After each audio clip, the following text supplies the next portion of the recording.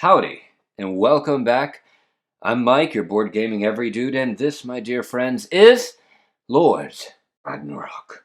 This is a part of my Awaken Realms series, The Road to Retaliation. We are playing through every single Awaken Realms game I can get my hands on, and when we are done, I will rank them. I'm going to get to final thoughts with the negatives after. I had fun. All right, this is my third full playthrough that I'll be playing with you, but there are some problems. Don't worry, we'll talk about that. First, let's see what's in the box.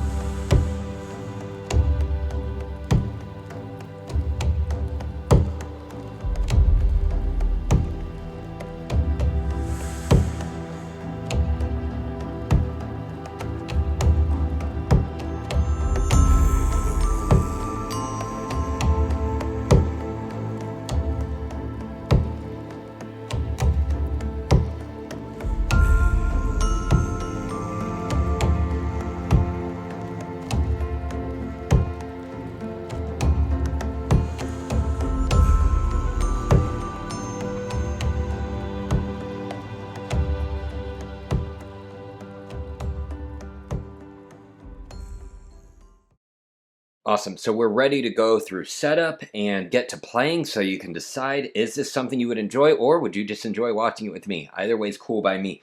If you are looking to support the channel, I really appreciate that.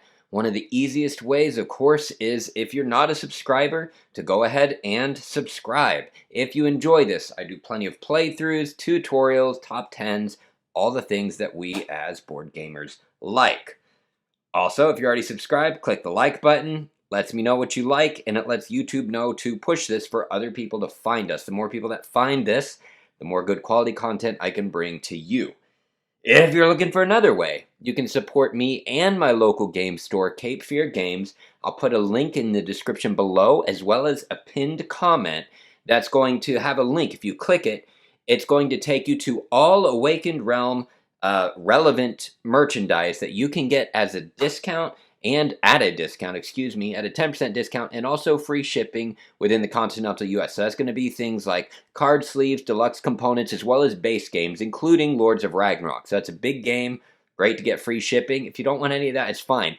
Just letting you know how you can support the channel and that I appreciate it and your game stores also appreciate it. All right, so here's what I've done. I've set this up for a 2-player game, which means there is a 2 on one of these corners. It shows a 2. So I'm on the 2-player side of the board. You can flip this over for more players. You can play this solo with more than one AI opponent. That sounds so challenging to me. No, not for me. But if you want more than one follower, you can have more than one follower. So you can have a 3 or 4-player game as one person, or you can play multiplayer on the other side. This is the solo and 2-player setup for one follower. The follower is the opponent. The world is Midgar. I want to call it Midgar because I'm a Final Fantasy dude. What is it? Midgard? Maybe Asgard? I think it's Midgard. And here in Midgard, we have a great conflict. And what we are doing is we are trying to put off and delay the coming of Ragnarok. Ragnarok, the great winter that is going to basically conquer us all if we're not careful. All right. How on earth do you win this game? This is an area control game of direct battle, as well as several other strategies. This is designed by Adam Kwapinski. He is one of my favorite designers. He designed Nemesis. I'm sure he's designed others. The solo mode is by David Turczi, who I have a complex and complicated relationship with. I will say, spoilers before the final thoughts, I'm very impressed with his solo mode. Oh my lord, though, just like any of his solo modes, you're going to spend as much time managing the AI. But don't worry, you don't have to make any decisions for yourself, okay? He's got that covered. The price of that is some time to learn it. I hope I can help you with this. But anyway, win conditions. You've got Great Jarl, which I believe is the battle one. I'm almost always forgetting which one is which. Let's go here. We've got Great Jarl. Yeah, Great Jarl is the battle one. Okay. So in this, we have lands. You'll see here we've got the green lands here. We've got the yellow lands. So if any player in the 2-player game controls 3 lands, they immediately win. All right, so if you get your armies and you place your little markers, you control it, you win. The other way to win is there are temples to place. I've got little temples here. Anybody who controls 4 regions with 4 temples in the 2-player game immediately wins. The game is over. Also, there's the Slayer victory.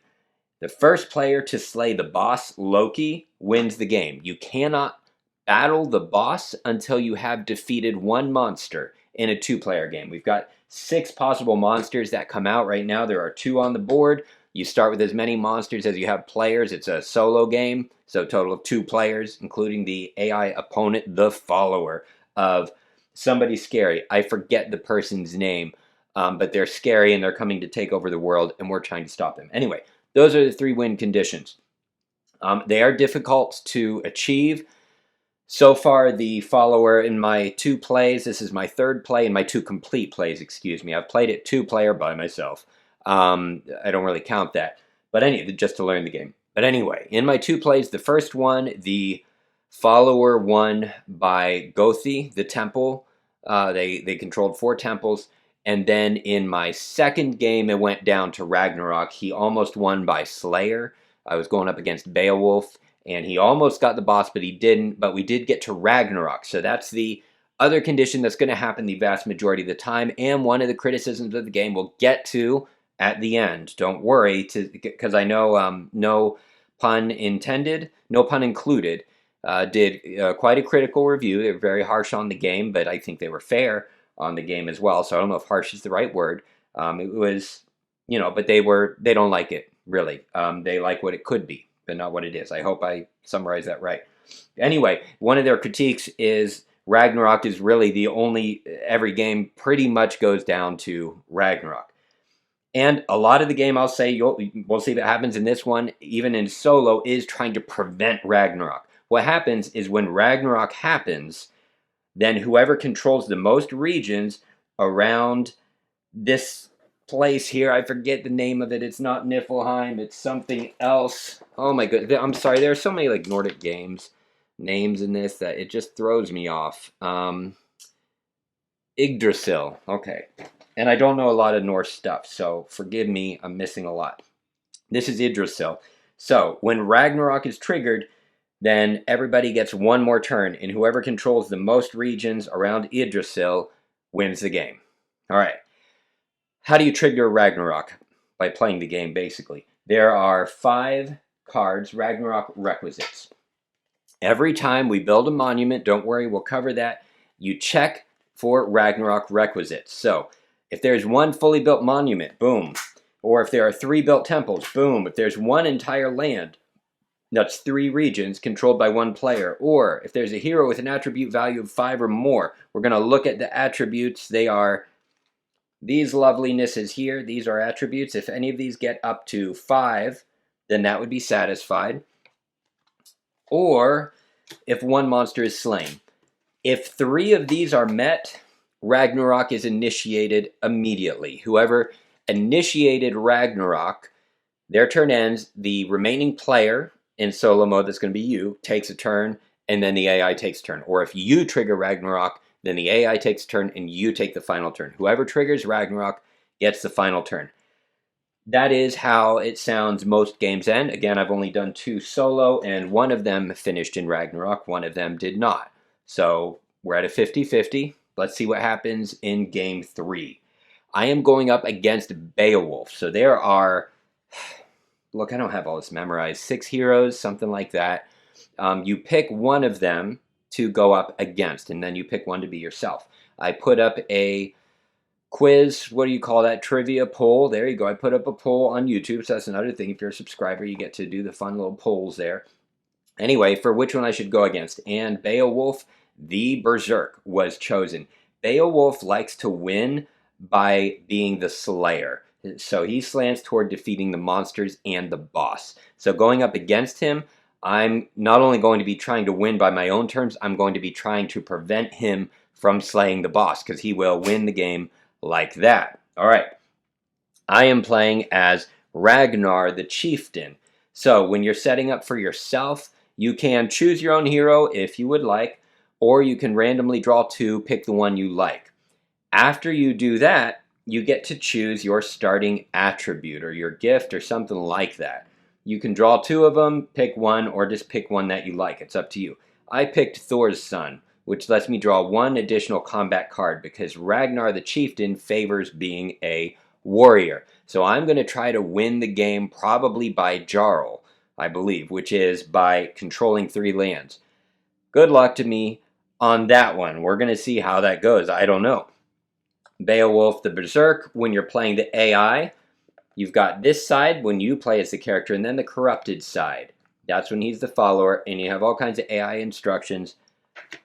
We're going to cover. Wow, there's a lot going on here. Okay, to set up the board. First of all, you place these little cardboard tokens for the regions, the places where you can make alliances with these. They're not called regions, they're realms. Thank you. I'm sorry, there are so many terms for this game. I just want to call them cardboard tokens, but they're realms. You place the cardboard on each one. I don't think they do anything special, really. They're just kind of cool to have there. If it's not there, it's empty. I don't know if there's a reason for it to be empty. I don't know when you play multiplayer. Do you take the... I have no idea. Anyway, whatever. There you go. You put them all out. Easy. You'll notice each of these has a rune icon.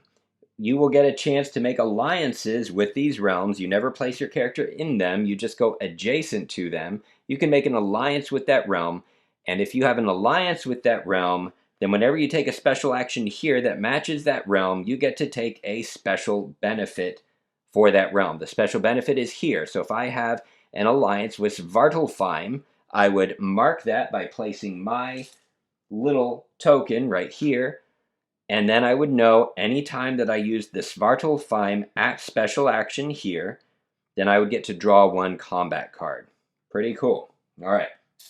If you're the first one on a realm to make an alliance, you get to draw a combat card. Excuse me. Here you go. Combat cards. The board looks a little bit crowded. That's because I want everything in camera for you. I even put things on. I got as creative as I possibly could. I put things on these cutting boards so I can move it under so you can see everything as close as possible. I only have an iPhone, which, I mean, that's a great camera to have, but that means I can't zoom or anything like that. Like, what I record is what I record, and zooming and editing, I do it, but it really breaks down the integrity. So my choice is put it in one place and try to move things in front of it for you, and I hope that works until I can justify getting paying for a camera that allows some better zooming, or a second camera to get to, who knows. Because this is an old, like, Walmart iPhone in front of me that I use so you can see me. I use a better one for the board. Anyway, okay, we set that up. We put the bases of the three monuments out. We've got Freya, we've got Thor, and we've got Odin. So we put their special cards with their special abilities right next to the bases, however you would like, as well as their artifact cards. So we've got an artifact card for Freya, and we'll put that over there. Got an artifact card for Odin, right? No, this is for Thor. And then we got an artifact card for Odin. I'm going to double check the rules real quick, but I'm pretty sure whoever completes the monument, when they complete it, they get the artifact card. Okay, but they're kind of in the way, so I'm going to move them off to the side. Boom. All right. You can place the pieces of the monument. There are 3 pieces to each one that you can slowly build. You can place them off the board. I just put them anywhere nearby I can fit them. So we've got Freya, we've got Thor, and we've got Odin. We will get a chance to build a monument as a special action every turn if we want. When we build that monument, we get benefits listed on the card here. For instance, if I just have, let's say I put this right here, I don't get anything when I build the monument, but later on, when I have priests, where are the priests? There we go. If I place one here, I get the benefit listed on the benefit card right there. Then if there are 2, you get a better benefit. 3, you get a better benefit. Remember, a fully built monument is a Ragnarok requisite, so you're going to bring about the end of the game faster if you fully build one. Whew. All right. Thor favors might, which is combat, and giving you combat cards for fight. Odin favors authority. Authority favors your the size of your armies when you place them. The more authority, the larger the army when you place them. Of course, it has other benefits as well. Freya favors wisdom. Wisdom increases your hand limit for your combat cards, as well as your rune limit for collecting runes. Those are our monuments. Now, we also have our runes, our Rune Forges. So we take 4 of these tokens. So there are going to be a handful of, I don't know, 6 or something like that, 6 or 7. When you're playing as 2 players, you're going to make sure that you have 1 of each of the 3 rune symbols. And then the 4th one, randomly draw from, because you can flip them over like this, randomly draw, shuffle them all up, and randomly place them in the 4 places on the board. Then place a matching rune on top. You have a pool of runes all the way in here. Okay. Resources are limited in this game, so if you run out of a certain type of rune, you're out of that type of rune. Same with armies, priests. The only thing that is not limited is your markers, and those, if you happen to run out, and really the follower is the only one that's ever going to happen with realistically, then use something else, use another player color or something like that. But they are not meant to be limited. All right, we got our runes spread out. Now we've got our temples set up. So we take our temple card and we place our temples, 5 of them, on each spot just like this. We're going to see when we place one, we're going to start here. When we get to place it wherever it's going to be placed, nothing happens. But some of these will say blessing underneath. So when we reveal that, we get to do what's called a blessing draft.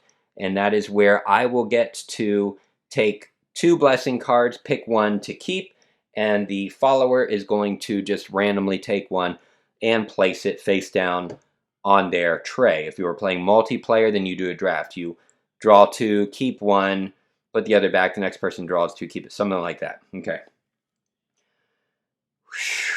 All right.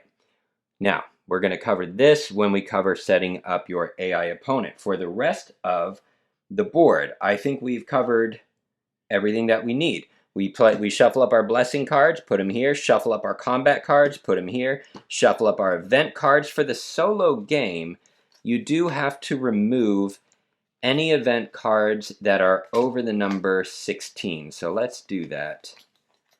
There we go. That should be it.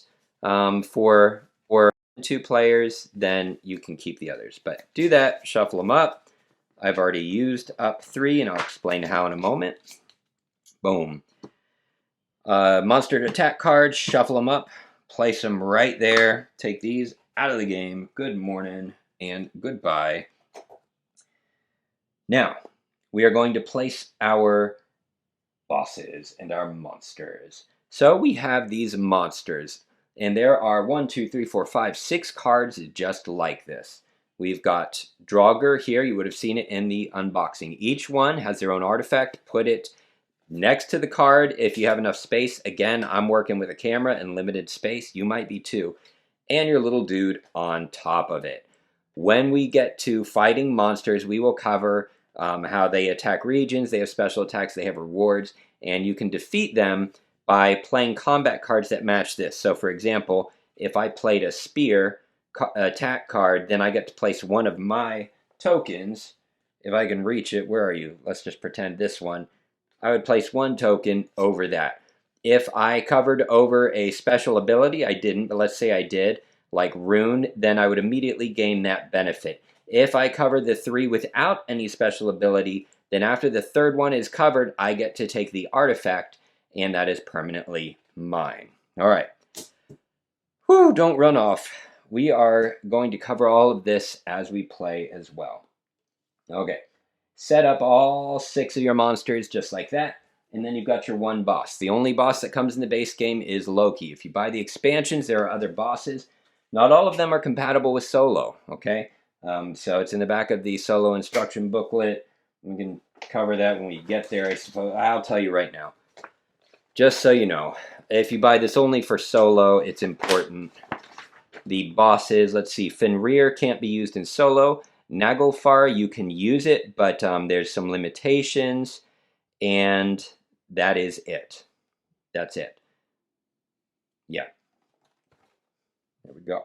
So, what do we do with the monsters? Draw an event card, which I already did. So, you draw an event card from the top. I think I drew this one, and it said number 2. And so that is, you'll see the numbers on the board. Number 2 right there. That's where I would place Loki. So I place Loki right there. That's the boss. I cannot place my players' armies in Loki's space. I can place my hero in his, but not my armies. The follower is not limited to that rule. His armies can go in the same space as Loki, no problem. All right, so we placed him, and when you discard that, to discard, I just put it face up at the bottom. If you have room for a discard pile, awesome. Next, we've got this here. So we're going to flip one over. We're going to look at the rune to know what type of monster. We've got this rune here. And so we're going to look at the monster trays, and we're going to look for one that matches that. There are going to be 2 monsters for each of these runes. So when you're setting it up, again, limited space, so you do it how you want to do it. I have them off to the side like this. You have to place one on the bottom, and you have to place one on the top, just like that, for each rune. So the other 2 runes there, the other 2 runes there. Yeah? Good. So when you draw this, you place whichever one is on the top. If you were to draw a second one to place and it had that same rune, you would place the one that's on the bottom. You would place as many monsters as there are players. In this solo game, I'm only going against one follower. We are going to draw 2 event cards. If I was going against 2 followers, or this was a 3-player game, we would draw 3 event cards. If you drew the same rune and there are no monsters left of that rune, you just ignore it. We cool? I think we're cool. All right, so I did that for 2 monsters. And what that placed was a troll. And also, it didn't place a Huldra. It placed a troll on one of these spaces, on number 14. And it placed Haiti and Skull on another space, on space 15, right there. And they're pretty cool looking minis. I wish I was a painter. It is really sad. I really wish I was a painter. Okay. But ain't got time for that. I can do this or do that. All right, so we placed our monsters. We placed our Loki. Am I missing anything else for setting up the board? I don't think so. Now let's set up our follower. For our follower, we are going to get a player board for him. Again, be super impressed with my cutting board. See, you even got the knife sharpener on the side. I am very proud of myself with this one. You start out, you get a player board, and you get the little attribute tokens here, and place them. So we've got our authority, our might, and our wisdom, or we have it as Odin, Thor, and Freya. Nothing over here yet. This is where we would place our runes. We look up here, and we see Beowulf the Berserk. His starting region is number 2. When you're playing in a 2-player game, you use the smaller number that's to the right. In a 3 or more player game, then it would be the big number, the 5. So you can play this multiplayer and have a follower. I don't know why on earth you would want to do that, because it's a lot to manage. Don't get me wrong, I love it, but it's a lot to manage. So I don't know why someone would do that, but hey, if you do that, tell me about it, please. So number 2, so I placed Beowulf in number 2, as well as 2 armies marked at 1. So the armies had these little, turny thingies. There we go. I put it on 1. Fantastic. Put 2 armies in that region. If that region has a population of 2 or less, then they get to place one of their control markers over that right there. So each section has population. Population of 2, population of 5, right? So if a player has enough armies to match or exceed that population value, then they get to place a control marker over that region. So you'd need to have a total of 5 to place a control marker over this. Once a control marker is over a region, it counts as basically 0, right? So if there's no army, anybody could move in and defeat that. Maybe it represents 1. I think it might represent 1 or 0. It doesn't actually matter. Either way, it's the same result. So we're going to live through that. All right, we placed our armies, and we got Beowulf. Awesome. He gets to place his attributes according to what it shows here. So we can see he starts with a might of 2. So I've got might at 2. He starts with wisdom of 3 up here.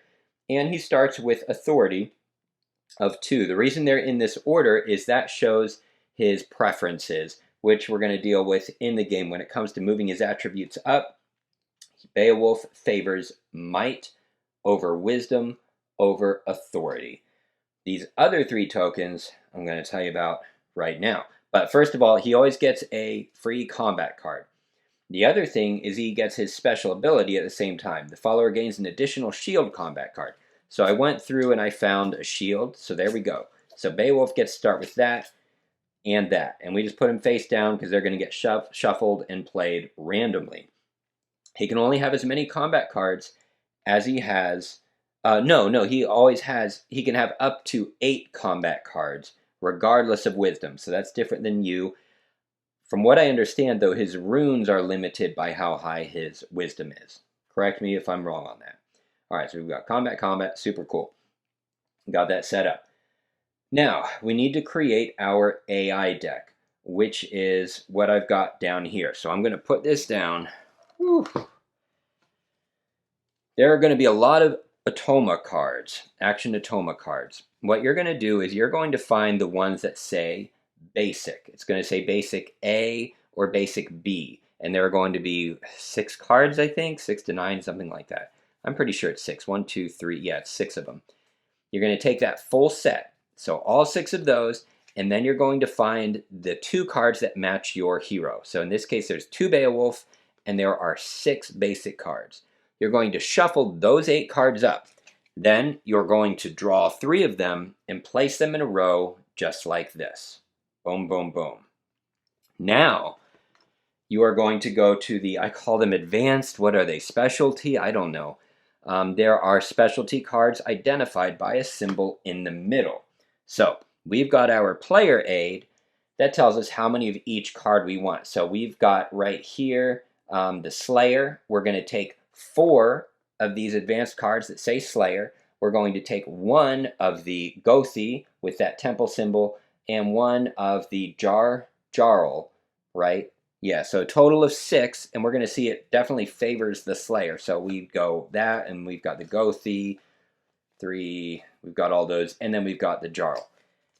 After you do that, take all the remaining ones in the deck, shuffle them up, and this is going to be your action deck. This is going to help us with guiding the follower in all of their movements on the board. Again, you don't have to make a single decision for them. So I commend and appreciate that.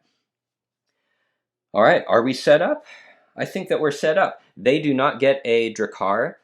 They do get their 4 priests pulled out and laid to the side. They don't start with any priests unless they have a special ability with a priest. They do get the Desolation card. So we've got that right at the top left here. I really hope I kept that in screen. I believe that was just at the top. There we go. And you're going to see there would have been a Desolation token here. You put one over each. You start at the top right there, and you'll see there are arrows to follow to place them after. Where do you place it? Well, we're told right here. The starting Desolation is the small number to the right, because it's a 2-player game. That's going to be 16. So we place a Desolation token right there. The Desolation tokens help the follower to stay in the game. So if they don't have a viable action to take that's actually going to advance them in the game toward winning, then you place a Desolation token. There are all kinds of conditions for placing a Desolation token. Sometimes, most of the times in the game, it tells you. I think there are a couple times to memorize. That's probably one of my only gripes with the AI mode. But basically, if you notice something fishy, check if you place a Desolation token. There's a little spot at the end of the solo book to tell you when, if a card doesn't tell you to, right? Most of the time you're instructed to. Maybe every time, but it seems to me there's a little memorization there. Anyway, you place one there. Here's the cool thing. If I move one of my armies into that region, boom, and I have a high enough amount to defeat this, then I could remove the Desolation token and place it back there. Notice how it says Blessing. If I place something over one that says Blessing, I get to draw a Blessing card. I need to check if it's a Blessing draft, where I draw 2 and pick one, or if it's a single Blessing. For this game, I'm not going to be checking the rulebook like a crazy pants person. I'm just going to draw a card, okay? So let me know in the comments if I'm wrong on that. I'm all for getting help as I try to help you. All right. If the follower has a Desolation token, they own that region, right? So when Ragnarok happens, if there's a Desolation token and I have one of my control markers there, doesn't matter. Desolation token trumps that. So it's to my advantage to keep removing these, kind of, pandemic-ish, putting out fires. Adds one more level of tension that I appreciate. I like all the different things that are happening on the board. Are we done? Yes. So now I get to do my part of the player draft. Okay, here we go. I get my own player board. I get all 4 of my priests put into a pool. Unless I have a special ability, I don't start with them. I place my attribute markers at the bottom, which is a 2. That means I can have up to 2 runes and up to 2 combat cards. So I can only go as high as my wisdom.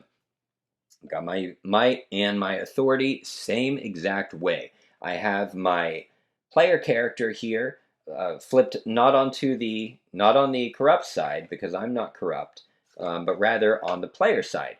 And I get a special ability. It says, when in a land with Ragnar, when you attack, gain +1 battle value for each of your armies in that battle. So battle values are this right here. So I've got 1 battle value. Since I've got 2 different armies in that one region, I've got a battle value of 2. Well, I get +1 battle value for each year. This would, instead of 2, if my hero, Ragnar, is in the same land, so he doesn't have to be in the same region, just the same land, the same color, then that would actually be an army of 4. So that's why he's going to favor the, why can't I remember these names? You know, the one where you win by Jarl, there you go, by battle. Okay. I get to start with a special ability, just an origin card. That's what it's called, an origin card. Just like the AI, you can just pick it yourself, or you can draw 2 and randomly keep 1. Mine is I get to draw 1 combat card. So I did that. I randomly drew 1, so I get to start with 2 combat cards that are going to help me in battle. And you'll see the combat cards are going to have 2 different uses. The top half is for hunting, which is when I go against a monster. When I fight a monster, I use the hunt top half. When I'm fighting against a plane, it's a battle, and I get the bottom half. There we go. Oh. Okay, cool. I set everything up. I've got all my player markers, extra armies and things like that go to the side.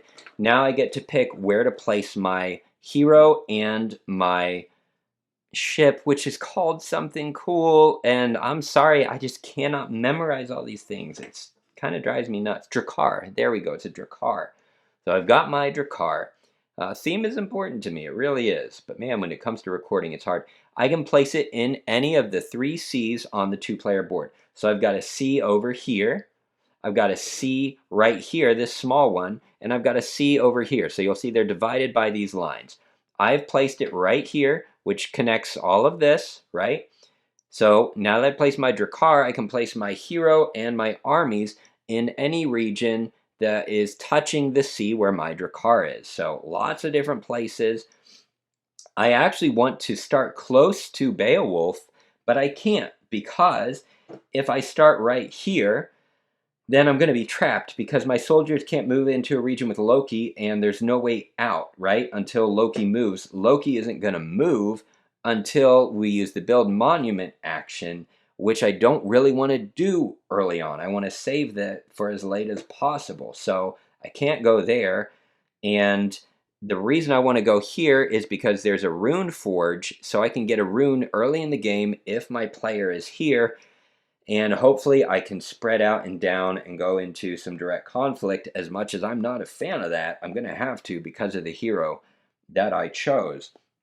Maybe trying to build some temples all the way. Who knows? Maybe I can try to win by building temples by the Great Gothi. I don't know. But I place my player character. I place my 2 armies with the value of 1. If I'm in an area where the population is 2 or less, because of the armies, I get to place my control marker. There we go. Boom. I now control this one region. And we are ready, ladies and gentlemen, for our first turn. The follower is Odin's son, so he always goes first. Okay, so the first thing we do for Surtur's follower, that's right, I remembered the name, is we roll his dice. It's the white one. It's the number 2. So here's what we're going to do. We're going to go to our board, our cutting board. Number 2 matches the second cards. This is card 1, 2, and 3.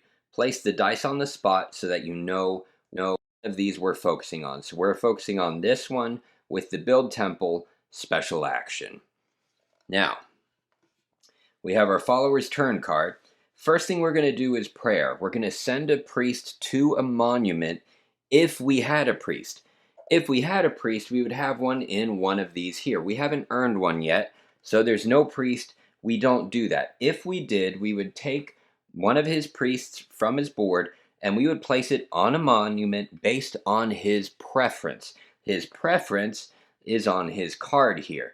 We can see that he prefers might over wisdom over authority. So what that means is on his player board, if his preferred strength, in this case it would be might, if might is higher, more than one higher than any other attribute, then you would go for the lowest attribute. Otherwise, you always raise his preference. So in this case, so if might was up here at 5 and the next closest was 3, then we would not take might up any higher. No, we would pick whatever the lowest one was, which in that case would be popularity, or authority, excuse me.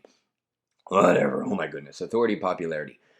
So, we are going to favor might since it's down there. So what he would do is he would place his priest on Thor, because Thor favors might, and then we would raise that up, and he would gain any benefit. So it's only the base, so he would only get might.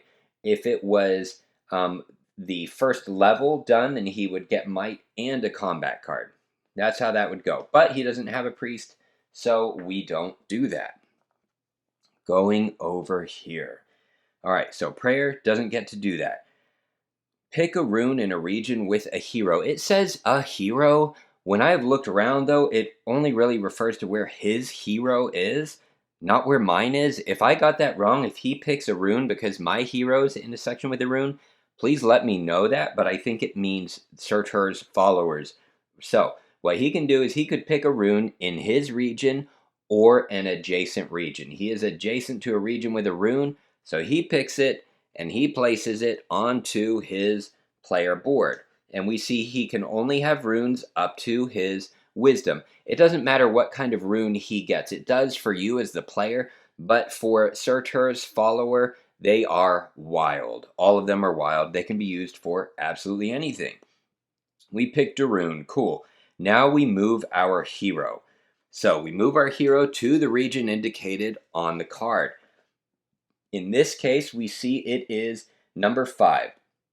Remember, it's a 2-player game, so we're using the smaller number to the right. If it was a multiplayer game, we would use the large number, or more than one follower, we would use the large number. So, number 5 is where the hero is going to move. 2, 3, 4. We go to the number. There we go. So he just does this gigantic Beowulf jump. Oh my goodness. And he lands into this marshy land right next to his favorite Thor's monument. Awesome. Okay, we moved our hero.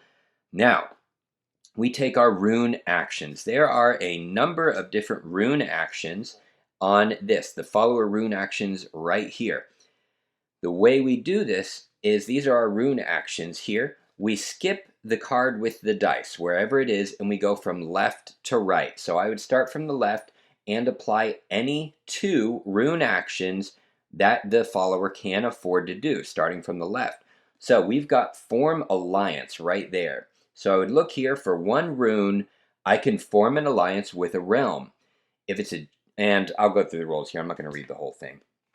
Anyway, so I look at where my hero is now, and I do have 1 rune. So I'm going to spend that, and I'm going to put it back into the common pool. Way over there. Awesome.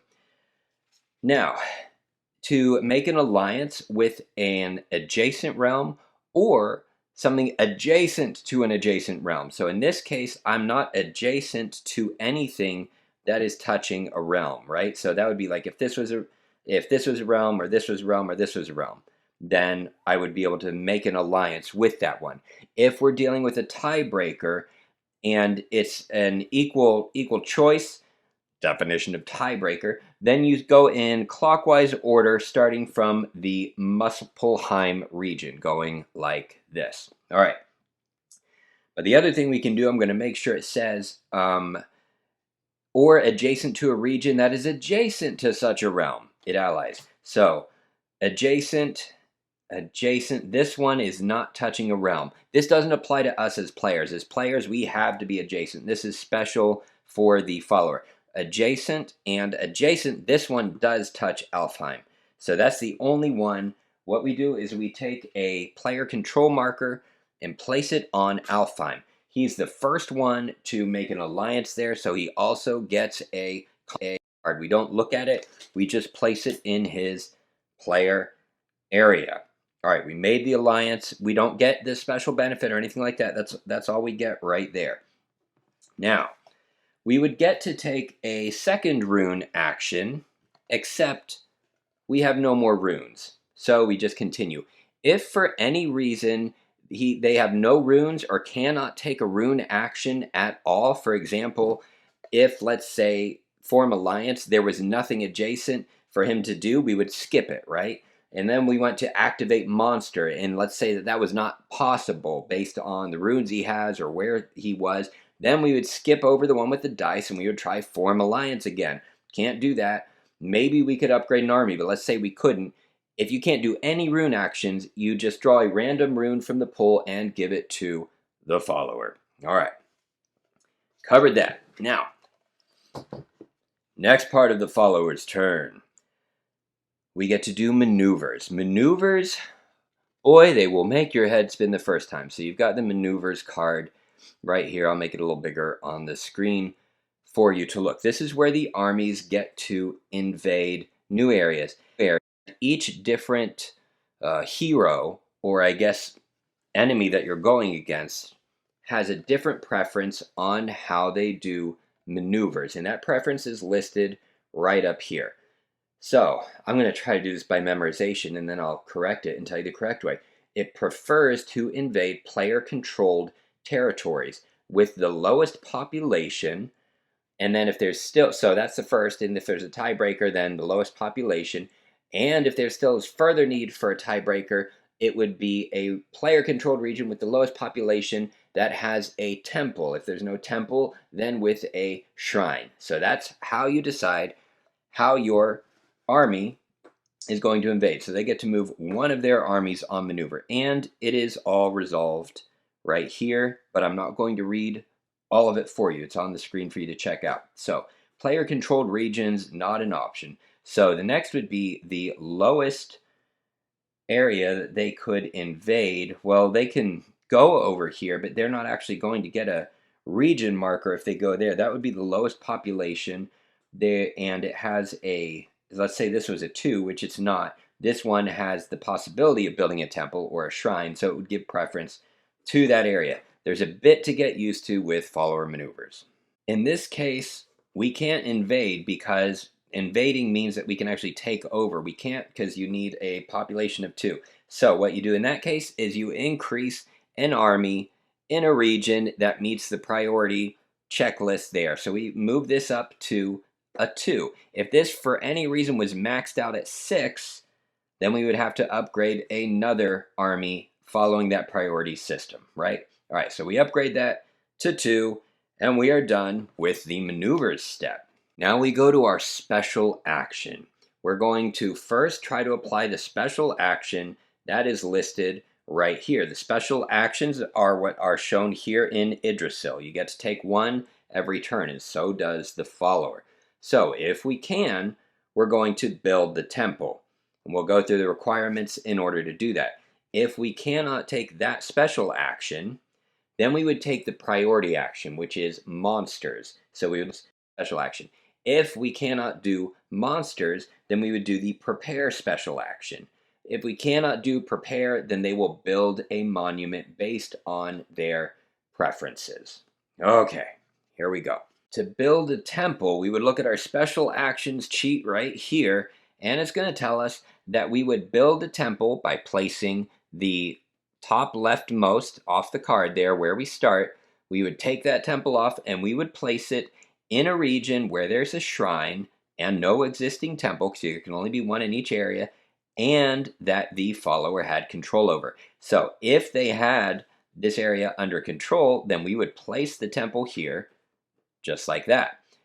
We don't get to do that because they don't have that region yet. So we cannot do the special action to build a temple. So we have to go to their priority, which is monsters. Let's see if we can do the monsters action. If the follower's priority is not monsters, then what we would do is we would activate whichever of the monsters, either because a player or the follower can control them, or they can be neutral. They are neutral. We would know that they were controlled by having these little, let's say I controlled one, I would place this little blue thing and I control that. which means the follower couldn't control that one, though they could fight it. Or this would mean that it was the followers. Anyway, that is, if the priority is not monster, then you would activate whichever one of these could cause harm to me. If that's not possible, then they just activate whichever one would be the closest. Also, if you have to do that, if the priority is not monster, they would always place a Desolation token. And this is not the case, this is just to cover the rules in this first video, at least as many of them as possible. We would place this Desolation token, so this one's right here. We would place it by preference, first of all, in a region directly around Yggdrasil that is controlled by the follower. If not, then a neutral region. If not a neutral region, then a region controlled by me. If there's nothing else, then you follow the tiebreaker of going around the clock. So starting with Muspelheim, working our way around. There's already one in Muspelheim, so the next one would go right here in Svartalfheim. Okay. However, none of that applies because the priority for Beowulf is monsters, which changes everything. And he's the only hero where the priority is monsters. This is the only hero where all of this mess, which I actually think is fun, is about to happen. All right, since the priority is monsters, first we are going to draw combat cards equal to the might value. In this case, it is 2, and we can exceed the 8 card limit, which you can also do when you're playing this. So we're going to go 1, and we are going to do 2. Now we are going to select the monster that we're going to fight.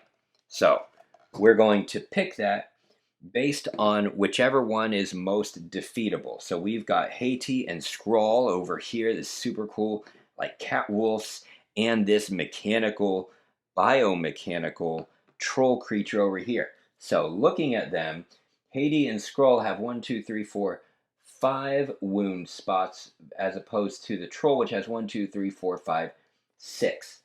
Wait, no, I covered that up. 1, 2, 3, 4, 5. There's 7 on Hattie and Skrull. So the troll is actually going to be easier for him to beat, from what I can tell. So we've got the troll right in the center here that we're going to fight against. We're going to shuffle up these cards. Boom, boom, boom. And we see we have all of these attacks. Shields are wild, so they count as any attack icon. We're only using the top half of the card for the hunt. We've got the spear, we've got the axe, a scythe, I'm afraid to say that one, and a sword as well as a shield. Now we get to apply our wounds. Now, you don't actually, in some cases, what matters isn't the number of wound slots. These are the wound slots. It's you actually flip the followers' combat cards over first, and you see which, if there are equal choices of monsters, then so let's say that Hattie and Skull was controlled by the follower, then you wouldn't attack that one. But let's say that the troll was controlled by me or neutral, then he would attack that one. Anyway, look at which one would have the least amount of wound spots left over, if any, based on the attack cards. So it looks like this one is going to have less. So we chose correctly. All right. Now let's apply our wounds with the control markers. Here's how we're going to do it. We're going to apply a spear. Boom. If we cover a spot that has a bonus, then the follower gets 1 and only 1 priest. And that's the only benefit that they get. If we cover other slots, we pay no attention to it. All right, then there's an axe. Boom. Let's cover an axe. Then there is a sakes. There's a rune. There we go. We're going to cover that one up. And then, so you wonder, why did I pick that axe instead of that axe? If I cover there, they already got their benefit. But if I cover all 3 of these, then they would get the artifact. So, sword is of no use. And then we have wild is a shield. We'll go over here and cover that one. All right. They used 4 of them. They did not use that one. So these 4 get discarded. The monster does not attack back when going against the AI. when we have a battle with the monster, you'll see they actually get to play some attacks against us. It's a little more interesting, but still, this is pretty cool. We have one combat card left. What we're going to do is we're going to count up how many there were. There's only one, so we're going to discard it and draw one and give it to the follower. That way we don't actually know what combat card they have, and we don't have an advantage there, right? Okay, he didn't cover all three, so he doesn't get the artifact, and the troll is not defeated. However, there are at least 4 tokens, which is good. If they don't have at least 4 tokens there at the end of the battle, we would have to place a Desolation. We don't have to do that since we placed 4. So the troll isn't defeated, but he's well along. So we could actually come, fight, and take the victory. Here's the thing. If the follower has 4 tokens and we defeat it, we get what's called a Slayer token. Boom. And they also get a Slayer token because they have 4. Which means if they have a Slayer token, they need 1 or 2. I'll double check that. If they have a Slayer token, then they can battle against the boss. But not defeated, so we put the troll back over here. You'll see it didn't matter where his hero was. It does matter for us as the player. We have to be in the same region as the monster in order to hunt it. We don't have to be in the same region as the monster in order to control it. That's going to be a different one when we get to that special action. Since we're using that special action, though, of monsters, we place a control marker on Muspelheim right there. And since we placed that there, it would activate the special ability of Muspelheim for any players that had an alliance. We don't have an alliance. If we did if dude, the follower, had an alliance with Muspelheim, then he would get to recruit an army with a value of 1 into any of your controlled regions. Cool. Same thing if I were to place my control marker on top like that, then I would get that special ability, and whoever I covered, in this case against the solo, he would get a rune or a combat card, whichever he had less of. You can never place a control marker of your own on top of one of your own. You can also never take the build monument action until you have at least 1 control marker in Yggdrasil here. Here's one thing I'm just going to acknowledge I'm not 100% clear on. In a 3-player or more game, the Slayer victory, the way that works is if you defeat a monster, you modify their miniature and you put it on your player board.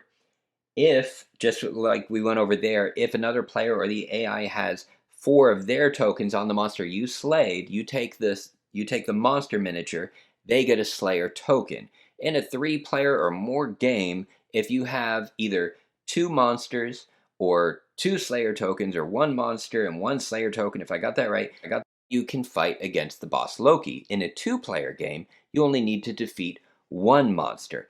It doesn't specifically say that you need to defeat 1 monster or have 1 Slayer token. From what I understand of the rules, since it doesn't say otherwise, I'm going to play it as if you have 1 monster or 1 Slayer token, you can then fight against the boss. Please correct me if I'm wrong on that, as it certainly makes the game a bit easier for Beowulf, but according to the rules I know, that's how that works. Alright, now we've taken our special action, so we go to our cleanup. We can remove our dice, and we look at the card that we had. We go ahead and take that out, move the other cards to the left, and then we look at the bottom here. Also, there's a tiebreaker in the bottom left corner we didn't have to use. If there's ever anything where there is a tiebreaker that cannot be resolved any other way, this is the final tiebreaker. So let's say you had to upgrade an army, and there were 2 armies that you could upgrade of totally equal value. Then you would follow this where it says minimum. So whichever is the less is the one that you would upgrade. Sometimes it'll say maximum. So whichever the larger army was is the one that would get upgraded, if possible. If not, then you would go to what's left over. We look at this symbol on the bottom. Sometimes there will be an X. That means remove this from the game. Sometimes there will be a little recycle circle there. That means shuffle it back into the Automa deck. So we remove this from the game. We draw the next card and place it all the way to the right. You'll notice the dice has more ones than any other. I think there's 1, 2, 3 ones. So there's a 50% chance of getting this, and then a 25% chance of getting a 2 or a 3. There we go. Follower's turn is over.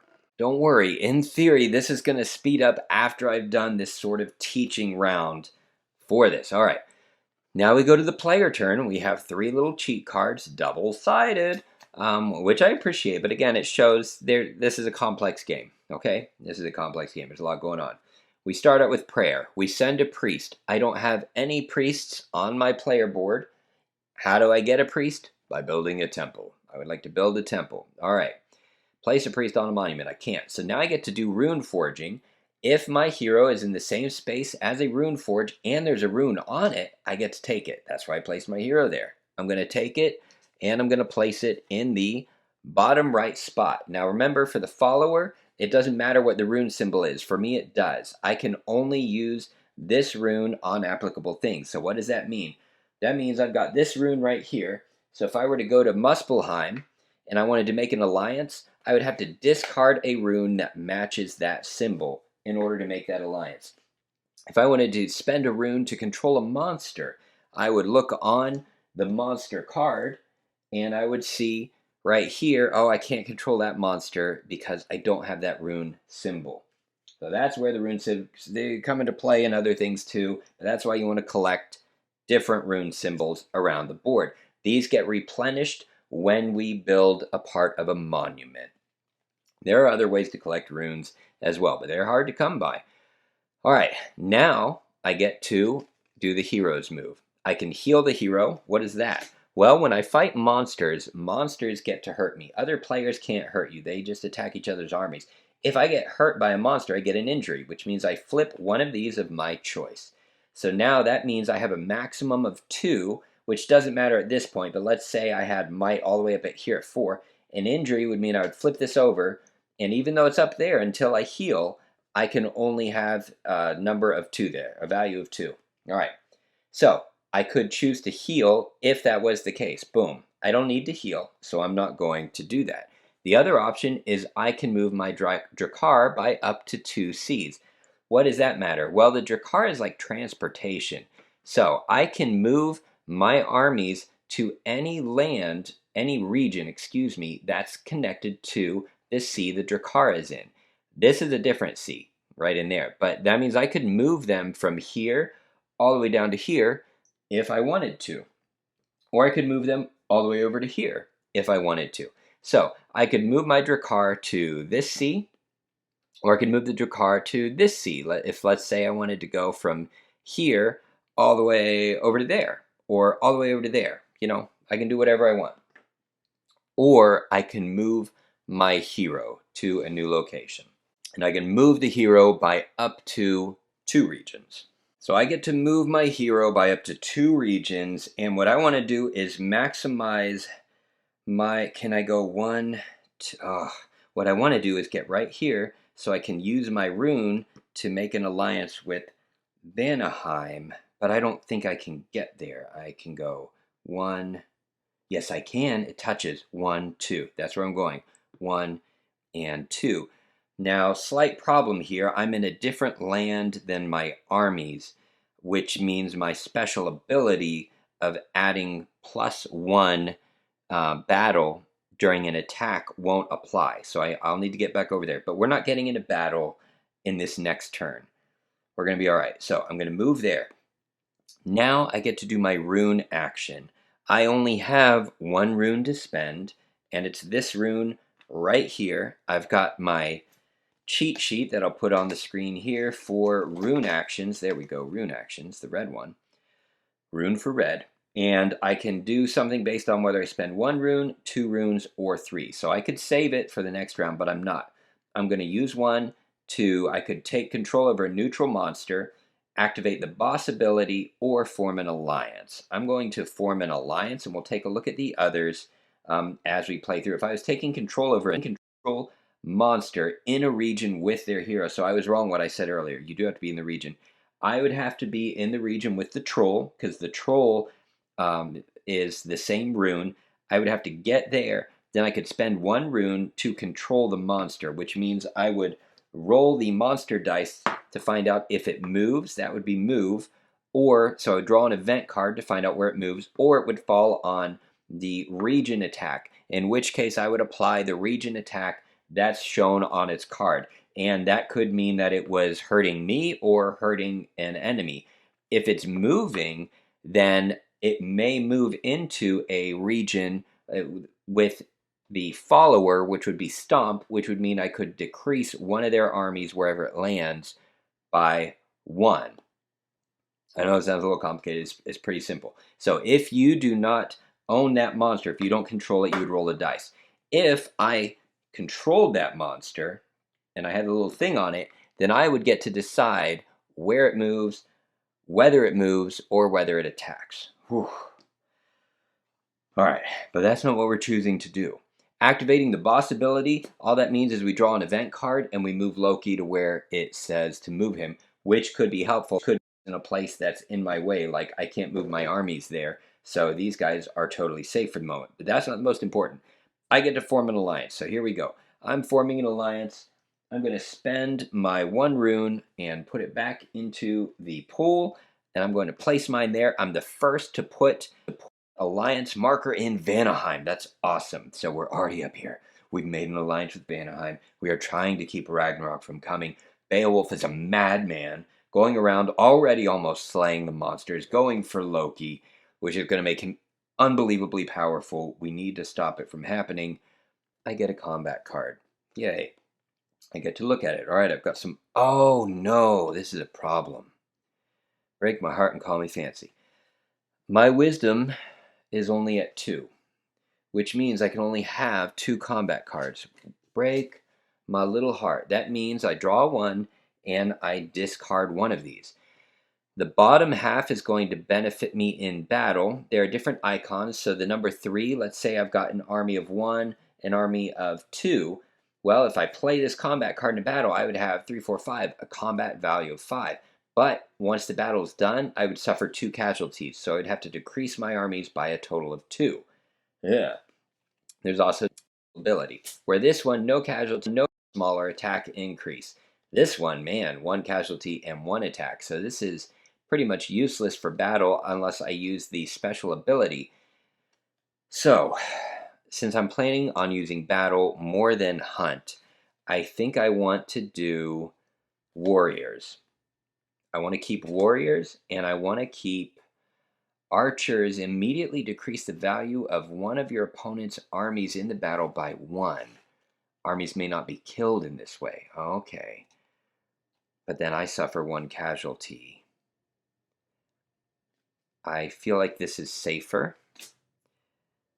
Oh, I feel like it's safer. It hurts my heart, but so I'm going to discard this combat card.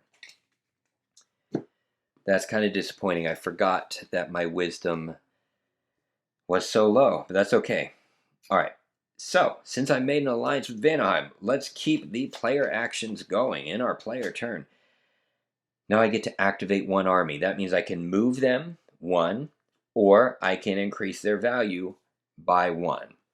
But only if it's in a controlled settlement. Settlements look like this right here. This is not a settlement. This is a Rune Forge. So I cannot increase their value. They would have to, and I would have to control the region as well. So my only choice is to move. If I have no armies, then I get to place an army in an area where place an army in a region that I control that has a settlement. The army value would start at my authority level. So in this case, it would be 2. That's a mouthful. So where do I want to move? I can move by sea anywhere. I don't really want to go down that way. So I think I want to move to one of these spots. And I think I want to go right here. So I really want a temple, but I need a settlement. So I'm going to move over here into the settlement, and that is that's my action there. Now I get to do my special action, and I'm really tempted to do Mobilize because then I get my Vanaheim benefit and I get a rune. See, I'm trying to have a little rune engine here. Mobilize this early isn't the most efficient use. What it lets me do is it lets me activate each army I have one time. But I'm going to do it anyway because I'm the general. So I'm going to place this here. Boom. I get to take the benefit of Vanaheim, gain one rune of my choice. So I probably want to either go to Alfheim or Niflheim next to make these alliances. So I think the most useful is actually going to be Niflheim, and I can do a reinforce action to build these armies up. So that's what I'm going to do. I'm going to take a rune that's going to match this. So I get that from the pool. Oh my goodness, it's difficult to do without knocking it all over. And I place it in here. Again, I can have up to 2 runes, just like my combat cards. Oh boy.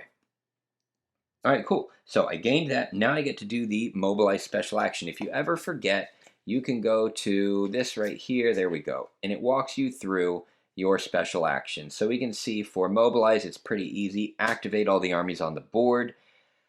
That means they can either move or they can increase in values. So I'm going to move this one first. Now we have control over this region. Boom. Place my marker. Now for the remaining one, I'm going to increase their army value. So we now have that one moved up to 3. I've finished Mobilize. That is the end of my turn. And ladies and gentlemen, that takes us through the basic teach of the game. So it's going to move faster from here, but this is a good cutoff point.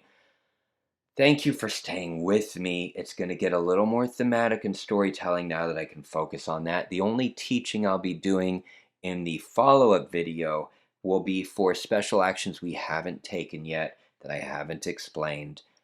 But you get the gist of how the game flows. The fight for Midgard is on, and Beowulf's looking scary, but you know what? I've got a rune engine. I'm mobilizing. We can do this. I love you all. I'll see you next time.